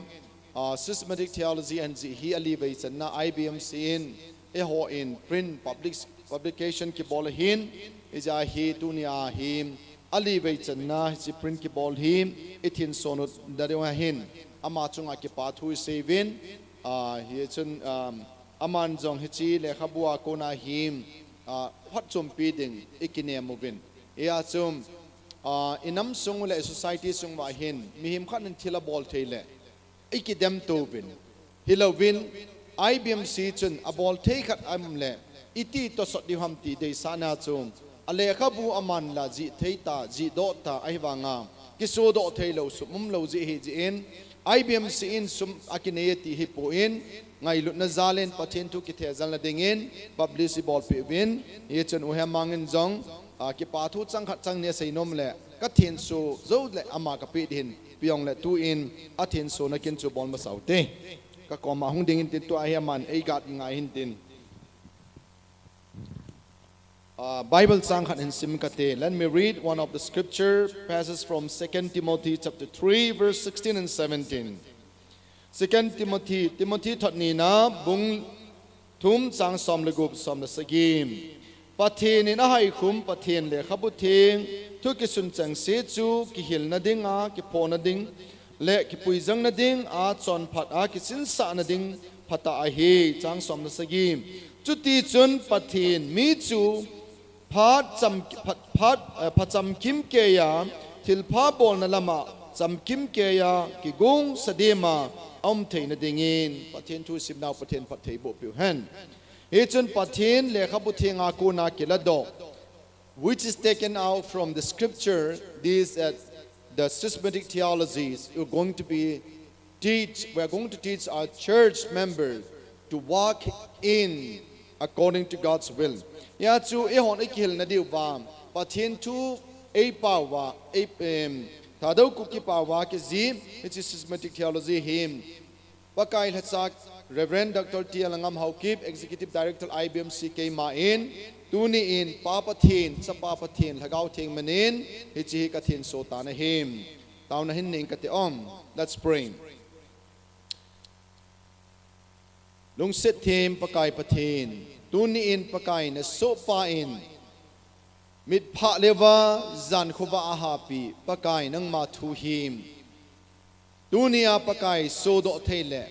ประกายซิมเทดิงอาหงกิบอลตาซินกิปาทุเซนามินกระทังวันหิม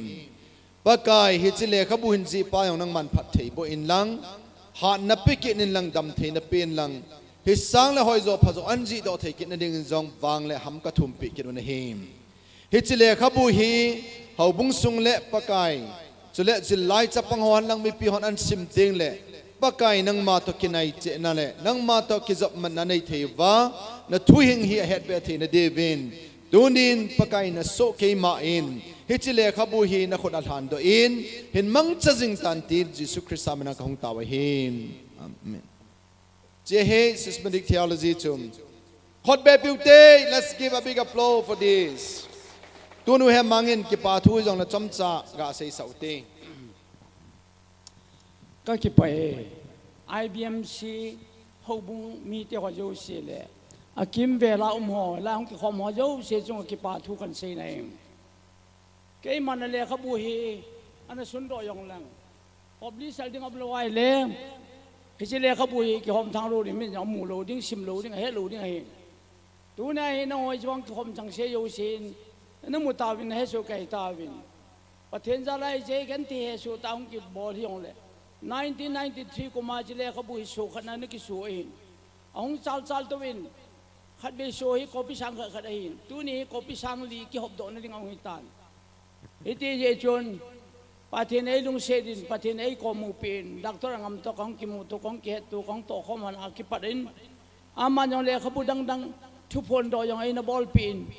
ฮิจิยังไอ้นบอลปีนตัวฮีIBM สุงเสียเสียฮิโลวามันดังโยสินยังอันนี้ซิมโดเทดิงาบุกรุมโยสังกิคอยดิงาฮีอินคอยตะวังไงจามยังเล่ตัวน่ะกิหอมหนึ่งลมยังเล่นั่นกิเวทเทวฮีอินตัวน่ะฮิจิฮิเต้นด็อกทรินกิติด็อกทรินซอมทุยลซอมประเทศจงจังเยซูกิตาจงจังอัตุมาเฮดโดเทนดิงาละก้าวเทงจงจังไบเบิลจงจังไบเบิลเฮงคนโดฮัมไบเบิลฮิปิกิเซนฮัมไบเบิลฮิตะวังฮัมที่ปัจจุบันนั่นว่าไบเบิลจงจังเตียงละหูบุงจงจังหูบุงหุยahong kipan ko hin pudoหูบุงฮิอิติam kipan iti le kisaiding kitiyong ตียงle second coming kum sang lenggam adang yo sa bona achanga abunga doctrine som hi ja ko na namu do di wa he ke ma ju ka them ka hat ko hoi ka ti na hi pon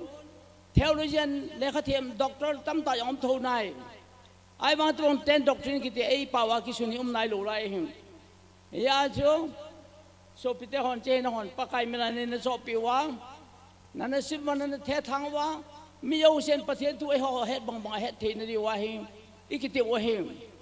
to he ken jong IBM semina hi first Corinthians hil che le khabu ka bolai ta hin ka jo di sarai ta ne second Corinthians hum ding ateng le apana gospel ki pada thu pon ro chen ge hi kum thum jo ta hi le commentary khat New Testament commentary khat ei pawa inei ro di ti hi ke to ku ne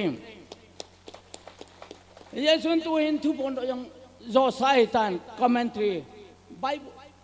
le khabu ki jo ne usa na mu di wa tiếng lệ tua cái gì đó sa tâm ta bu som thum hi tu nin hin se yo pong ka ting het nom ding wa le KBC book room IC book room student book room ki to book room atam zo literature dong no mu so kai di wa 1993 ko mai le khabu ji kan pa dai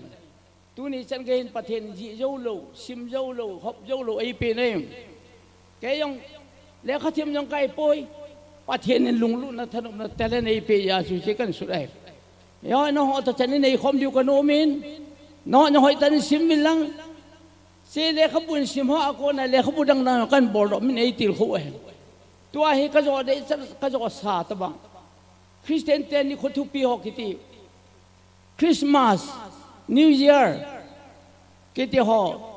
The Passion Week กิติหอเตียงเลขบุญดัง ตัวนู้เตนิโคป้าเตนิโคซาเตนิโคจิลกุงเตนิโคคิดหัวยูเสียยังไง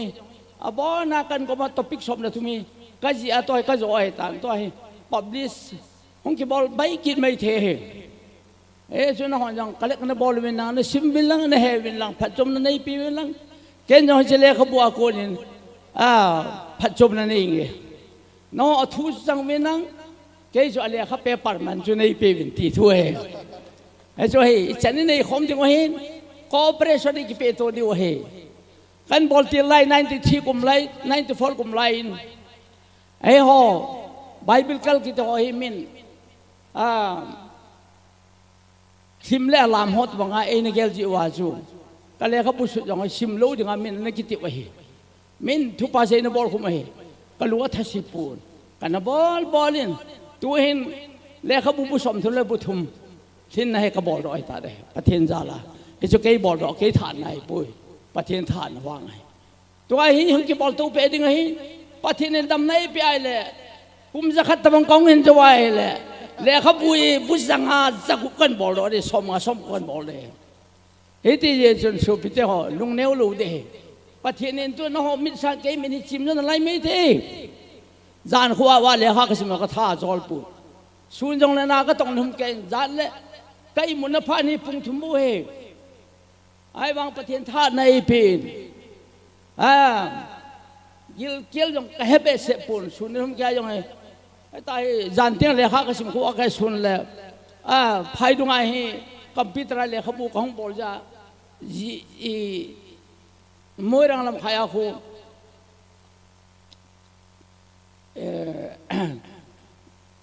เบรดขัดเลยซาคนกระโดดนั้นนี่ทุ่มมาเห็นคนมังเทอยู่ไกล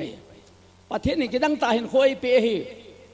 ตัวยองกระจ้าเตะของกระตุ้มไม่เลยเกี่ยก่อสังจนอะไรหมอสังกระจ้าเตะไอ้ดักตอร์ผู้สังอะไรเรื่องอย่างนี้ว่าของกระตุ้มไม่เลยเกี่ยก่อสังจนอะไรฮาสานะก่อของสันพันหมอทิพย์เจ็ดจีตาวเนี่ยเยซุนสุพิตนี่นั่งไรก็เป็นธรรมสังไอกุนดากันเองของเป็นท่าพนายประเทศนั้นงากุนดากันกิตันมีบอลลูกกิดังดังกับบอลเลยลูยองกับลูอินบอลเลยยองกับบอลินบอลลูกกันในปุยไอวากันกระท่าซอลปุยกิดังเฮเกณฑ์ต้องกิดังกระใสยังไงกิปาเมประเทศบูชิตา example ขัดบอลตะดิงกันตินฮิจิเลขาฮีอุเฮมังอาหินอามาอินจะทุ่มมาอาจูหินฮิจงเล่กุยตะบังกุมสอมสกีฮิจวาอาหินจะทุ่มตีหินเกณฑ์จังงานจงกันติ The book price is 300 but he is 73 years old so let me buy with 500 in order to encourage him ก็คิดไปตัวนี้อินอิจิเลขาบูฮีฮาบุง IBMC ฮาบุงโจเซนอันหอมปีนังงาคิดจบเป็นหลังจะทุ่มไม่เลย35/15สังขารจะงาบูฮีเดหินไอจูตูกุมาปนาฮิจิฮีฮาบุงงาปาสลโฮโจเซนนหิลดิวกุมทุนล้ำเล่ systematic theology ฮีฮาบุงโจเซน exam บอลดิว exam อาทิมเป็นจูมิชชันิน prize กิปิเดหินอีเจจูนี่พิมพ์ที่เลจิฮีเกน recommend กับบอลหินAs the executive director of IBMC, I recommended these books to be taught and to be taught in our churches because which give you insightful understanding of the scripture and the word of God. Here too, nabon sa vachi na simdiu adediam IBMC pasal evangelism sin chihin na kitodiu na simla so kay diu him. Etu ken we hamangin na bola hi first publication ain bol jo ba hi ei pa wa hi kana simpi ehin ka simin ahi le ka ki papi the jing ne hi ai chu sa pa wa am ho jo se chu anake simin ei pa wa chi hi bailam ta het bai hi ti chu ka ga sei ro nom hin tin ai pi le tunia announcement tham hat ka nei nomin thupun nom hat cha hi le zo ten le pasal ro chu honan bol chu chom hin tin pi le ton na tabang han zeilang ka tu pa in ton na hat in thonin tu chung a hi pau ile jeng mana hi le I pau le dan ho chu I pau hi lo zin hoi lang ile hitam jong am zin anom thein ทิ้งหลังกูขัดอาหินMLA ปูเฮชีนะฮิแลอะขวาฮิซับเปาเฮขัดจำเราเฮดิจงซับเปาเฮเราขัดเจียจูเราหินอะขวาฮิสกุลโอซาขัดน้ำหินซับเปาของเฮเราโอซาปูขัดน้ำหินMLA ปูหินทูตัมตาเซียนตุนียาฮี I'm so thankful to you for your hospitalities and generosity อาติเลเปาเลปาจนMLA ปูน่ะเสียฮีนอขวาฮี hospitality ที่จู hospital ขัดเล generator ขัดกับคุยปีดินนะฮีเวอาติเออาติอาคนบีเขาจะเก็บปาทีเลยจริงไหมติ Thank you for your generosity, hospitality and generosity กิติจุมในนหออินในจินดดเทียมุเลในไงลุนาวฮิกะเก็บปาเอติฮิจงไอ้ละเปาเลป้าจะนักโควาจุม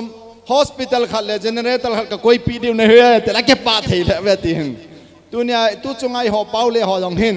อาจารย์จะเน้นใส่ดอกพิวจงอัมทวินอีกป่าเท่าๆเนี่ยเฮ็ดเราเซเว่นอาหินละจิจูตอนนั้นตั้งมังกะเสียนตินนิลฮัลทิงละหิน missionary challenge สุมเดหินนุงะกูลหังคอยตะบังตูเป็นตัวประเด็นเต้าปนหิตินเราจุนขัดจุนจอยติขัดจุนขัดBible สุงจำไฟล์สุงคำจังกะคอยนะอีจุนนิลฮัลทิงละหิน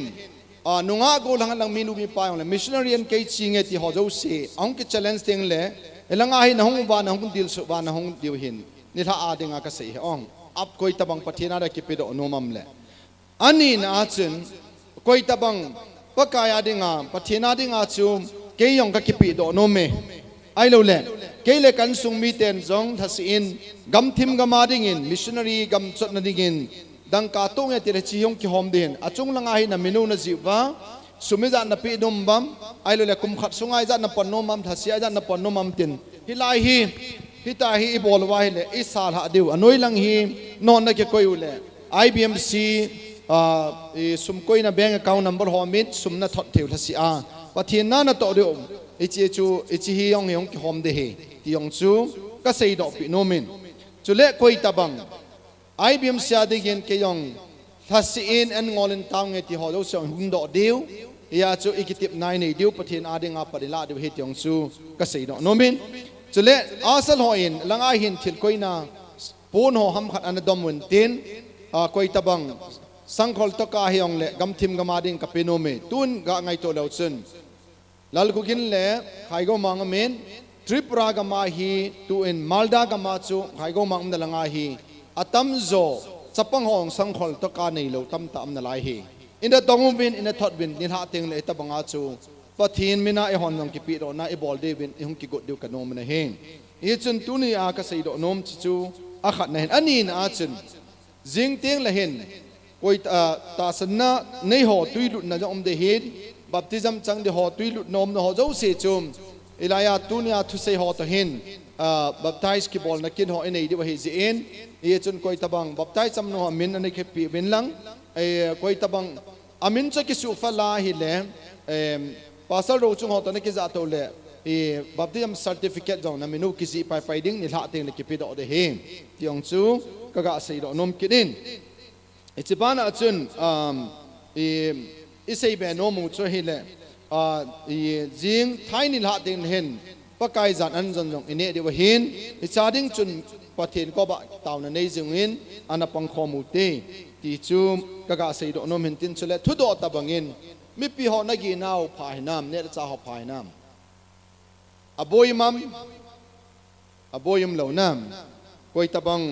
aboy am le ikhe to di hun tin chule no ko ma achai na taw na ka ngai cha chu tu hin ka chapa neu pa hin na sa tain adam moin ne le cha ai lo le ham gisu lo ji in alu in aha dam mo he jin ka loi nu na boi pi in taw na nin gel do ben tin azau ki khan lang teng le taw nan gel do devin jong tuwa jong personal ang taw nan nei gel do devin kanom kin ne he hi chi hi systematic theology apama ho ki ju de hin dang ka za thum thup hi in ila chai pi pai pai devin ikiti man he hi chu tu ni a thu phun le hi chi le khabu thin so na inei na ho chan chuin tin isei no mu chan dan te ki Paumin director po na panong kila sain king kala ti so loading hen na kum dang dang ai no bol ji ma bang tu kuma jong hi ai ho hi sanite hi ji wa chu sa ki hop du hi ji a chu kola lam kai pu hin pung som la nia ko na ka hop pat ding ati ji chun chung langa ho in langa hei imi chan che wa registration iki bol dung ji wa mi som nga hele som nga chan ki piding mi gup hele gup chan ki piding mi ni bol ni chan ki piding hi na yi chun atame al home ti lo du registration dung ja hong ki piding he ti pa chu ini su mi lo ding ovin pakai mi ki te movin azoting le hoin khian khian le choreography competition ki pat masanga igila iga kila do che ding ovin ikite movin he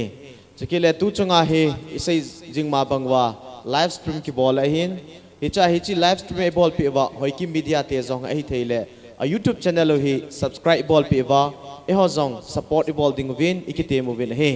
chekile ho Ibmc global Facebook ahin Ibmc International Biblical Missionary Church Facebook ho jong join bol wa pathena to na panila khom ding ovin pakai min ki te movin he ka ki pa e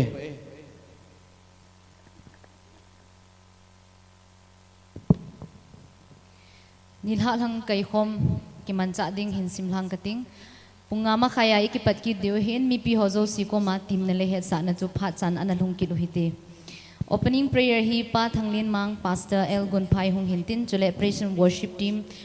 team hom ai lit pidiu chule solo hi Mrs Ningboy Valpabung More hintin offertory prayer hi Reverend Lim Khuzang Tuibong area pastor zo phale pathin thu a ai hinlam kai diu chu Reverend Dr T Angam mission challenge ong umding chu phale information time hintin closing prayer hi Reverend DH HOIKIM pastor D Vaishon in ai nei pidiu chu atom lam cha anil ha lang ikit man cha na diu ka hin sim la na hinte hello kin atom lam ta in abana chi program hong ki chai phale competition hong ding hin chi ho ding program nyo cha hin phong to in kate choreography competition breakout hong ding hin chilaya hin ki pat na taw na ai na nei pi diu evangelist la lun lung si te na ma chu ki gong ana ki gong ding in ka hin te me tale sketch laya his sketch ai thopi diu tulien phai te ama ho jong lung sit te in ready hoi te na ki gong ding win ke hin te ma sa e phat hi gang ta ale phat hi man luta hin man diu hi in chi phat hi 1:30 pm cha na hong ki pandi hin chilaya hi praise and worship team ho jong la in lam kai ding a hi in am ho jong lung sit te in langai ta la hoi ta in ki ready pi ding win ke hin te min hi e tu in iphat zo siu khum khana dingin closing prayer adingin pastor Semlun si lamjang anakawute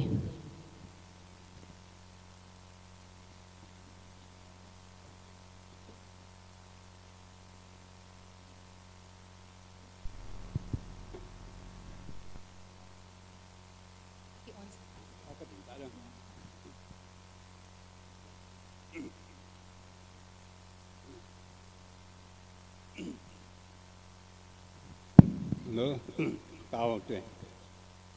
ngô lu pite Emmanuel kapau pati tuni ni khoa tawang phat hoi phat pha kamu hoi pakai katip na jiu ka ho jiu ting la kani jawat pui nangin ni ngai lu nau pun do nai jin lo pi ka sain ha di lo yati na mi ting lu pi ka tang wa ni e pa tu sun phat chom cha ki men cha no wai na thu ta ki tu lu na de lu ka sei kha ka bol kha bu am yong le lung se ta ngai ram ni ning ka ta wi nei tu te le na thu ta ki to a ka sei do ho ka gel do ho ka sa do ho yo si vi kamin na hin khu ba ho bung man chan na ka ta sa la ga ba ma chan na ka sum bi nei ti ni ding pha ti nei bu ta bin tin ning ka ta wi nei tu te le ka sei khi ho yo si vi ai ngai ram di bin cha na lu pi na nang ma hung chang a katum katam no wangi bu dim ai ho hing pum na re ji su min kan thu min ai am